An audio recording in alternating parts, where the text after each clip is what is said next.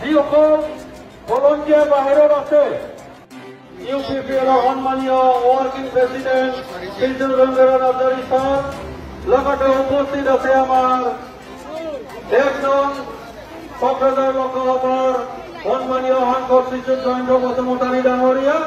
গতিকে অকণমান পিছতে আমি আৰম্ভণি কৰিমেই।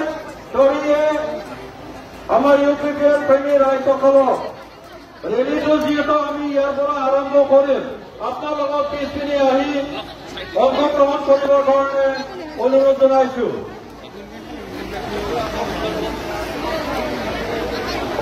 ভলণ্টিয়াৰসকলক অনুৰোধ জনাইছো যাতে আপোনালোকে আমাৰ UPPৰ প্ৰেমীসকলক